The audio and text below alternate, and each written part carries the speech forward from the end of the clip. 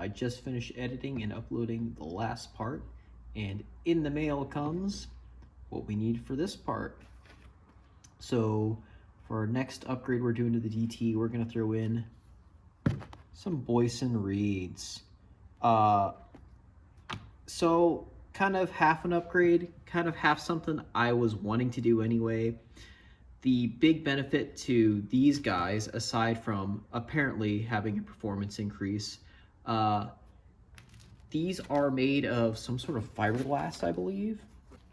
Anyways, the stock reeds on the DT are made of steel, and they are a wear part, and if a little piece of that steel reed gets sucked into the intake and into the combustion chamber, it can really do some damage to your piston.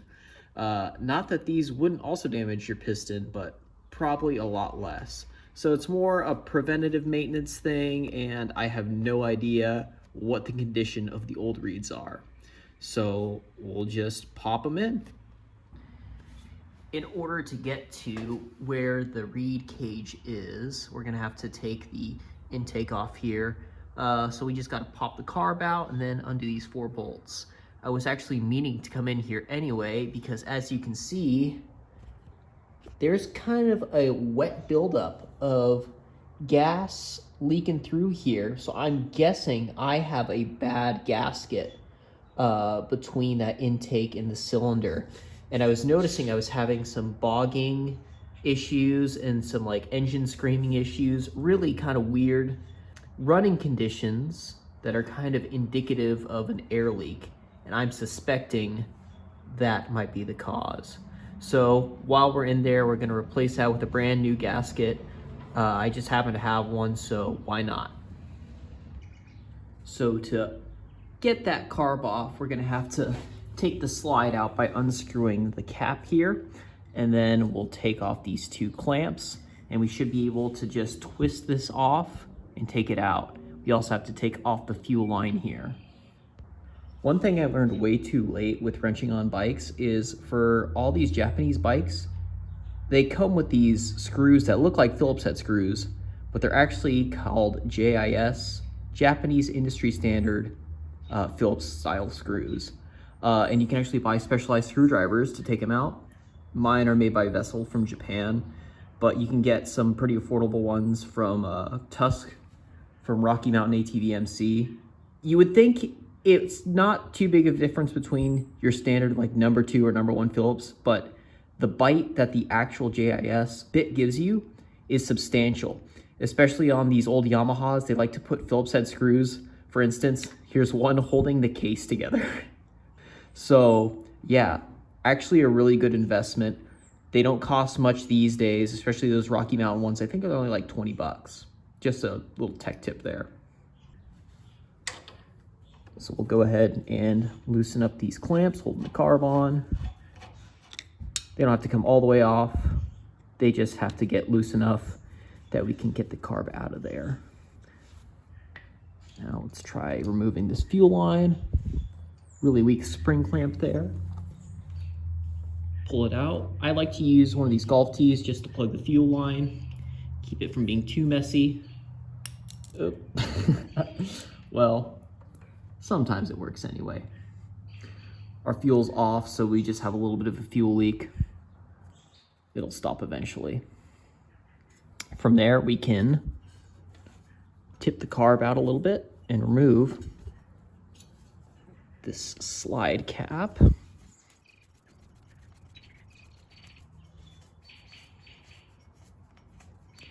You want to be careful. The needle on the throttle can be fragile. You don't want it getting dinged up or bent. Just keep an eye on it. You don't have to do anything super special. But now we can see if we can just twist this out. On these old bikes, the rubber kind of hardens over time, so it can be a little more difficult, but with some effort, there we go.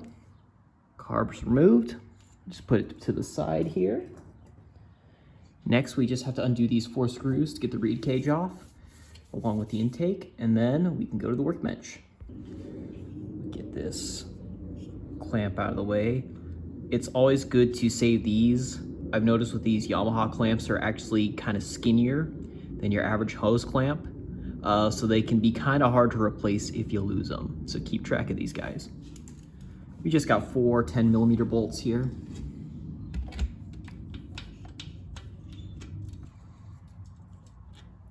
One. There's the second one. Number 3.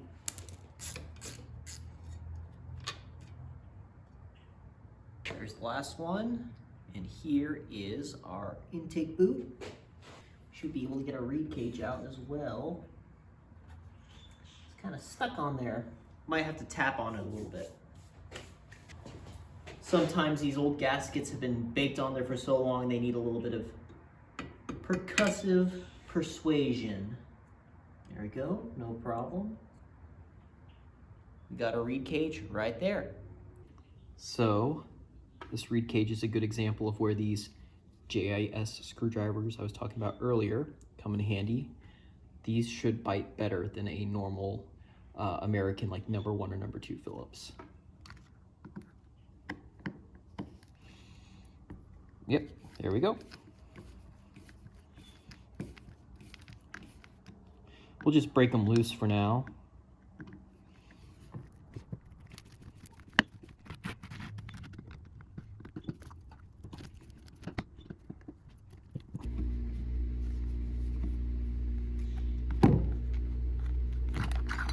Two. So let's see, take a look at these reeds here.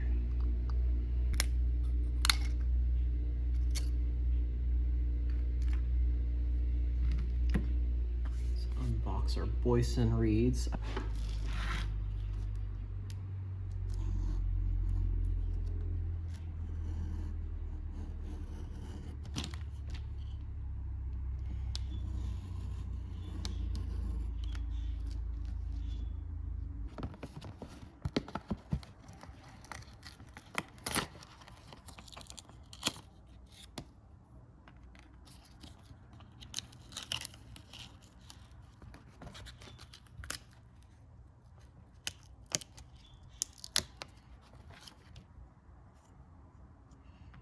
That's what our replacement reeds look like right there. 2-stage reed. So instead of just being 1 piece of fiberglass, it's 2. So assembly says put the bottom reed,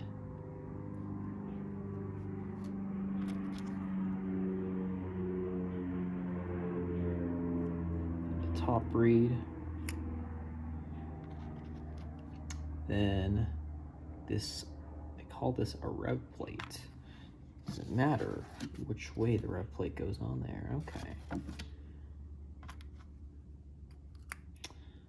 And it does say to install these with blue Loctite. Those screws were all in there pretty tight, so I believe that these were Loctited in there. So let's prep our hardware. Just a dabble, do ya?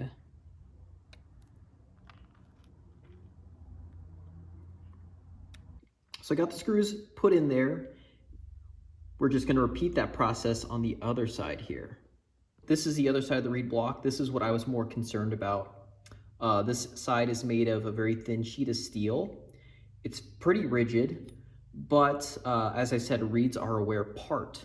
And what can happen is you can get a chip of the steel, and if that goes straight into your combustion chamber, that can cause a lot of damage. All right, here's our finished product. I got both sides installed. What I'm gonna do now, I'm gonna clean off some of this caked on 2-stroke gas, and then we'll take a look at the mating surface on the cylinder to look for the gasket there, because we're gonna replace that. So we're just gonna clean off some of that gasket goo. I got a razor blade here. I'm gonna hit it with some carb cleaner, and that'll hopefully help loosen it up a bit.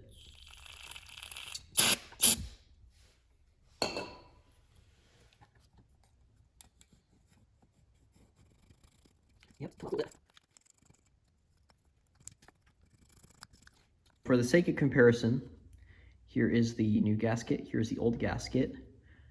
The actual size of the hole in the middle seems like the new gasket's a tad bit smaller. But as long as it fits over the reed cage fine, you should be fine. Oh yeah, no problem. For stuff this old, you kind of want to inspect it. Rubber can dry rot and crack with age. Anything with your carburetor, an air leak can cause major issues. It's all about that perfect balance of air and fuel, and if there's anything that throws it off, it can make your bike run poorly. So I've gone ahead and taken the intake boot and cleaned it up a bit. It's a good opportunity to kind of inspect it, make sure that there's no damage to it. There is a little damage on this little alignment tab, but there's no cracks where air could seep in. So it looks pretty good. Rubber is still very pliable, which is very good for a rubber part of this age. So I think this one's good. We can go ahead and reuse this part. And we're on to the next step of putting the bike back together. Cleaned off these surfaces, put on a fresh gasket. Those just fit in like so. And we take our intake boot and install that. For these 4 bolts on the intake boot, you're going to want to use an anti-seize, like high heat anti-seize lubricant. Just because if you use grease, that can cook off, but this stuff should stay good on a high heat application.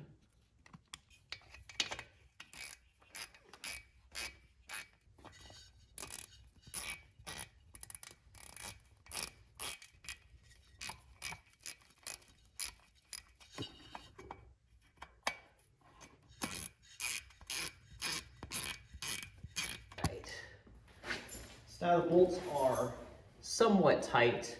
What I'm going to do for the final torquing, I'm going to go in a crisscross pattern. So I'm going to start at this top left, then tighten the bottom right, then I'll go to the top right, bottom left, and that way it kind of evenly tightens down onto the cylinder.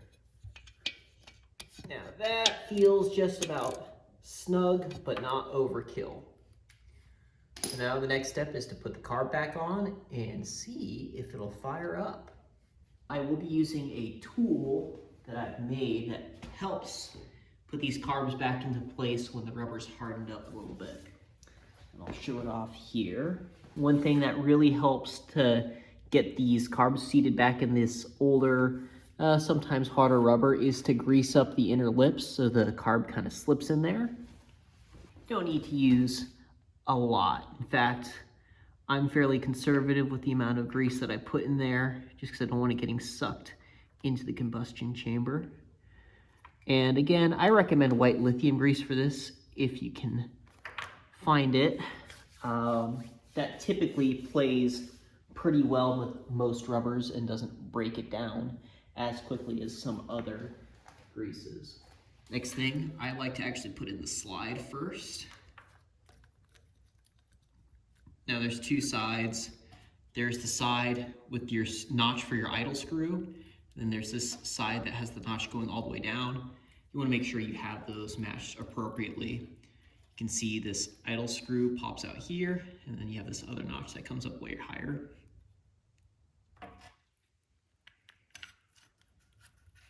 Slide that in.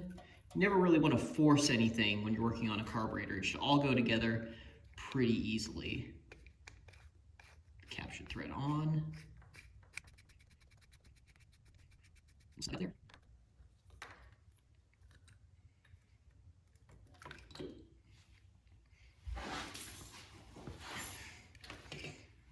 And we'll pop one side into the intake. That's typically how I start with this bike.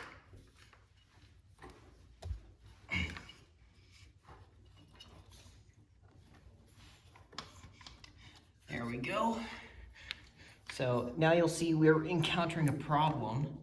This is where we'll use the tool I made. See that the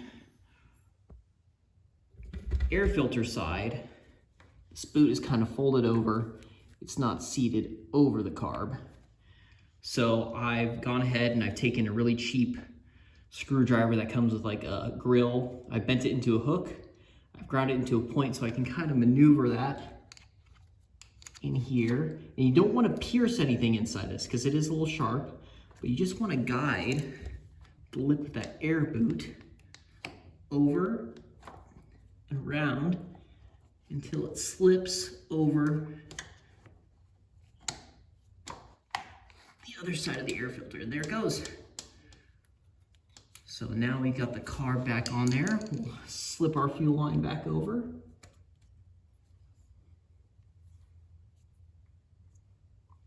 Now we just have to tighten up our two clamps to keep everything sealed in there. And we'll try giving it a kick and see if it turns over.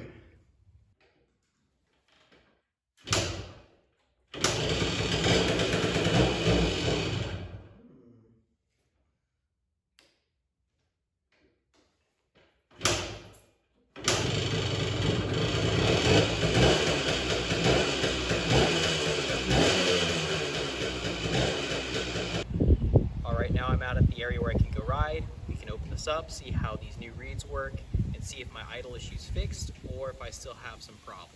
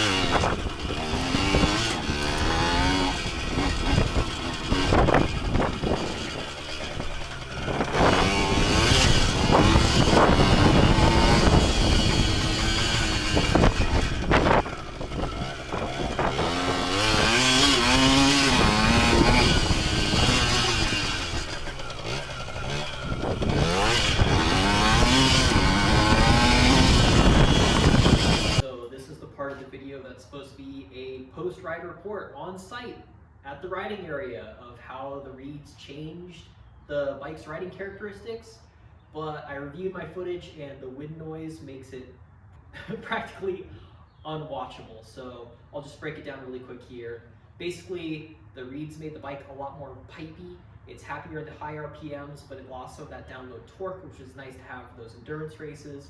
I'm keeping the reeds in case I want to switch back, because I do a lot of those vintage endurance races. But for now, I'm going to keep it this way for the vintage motocross race events that are coming up. I'll be sure to bring my camera along for that.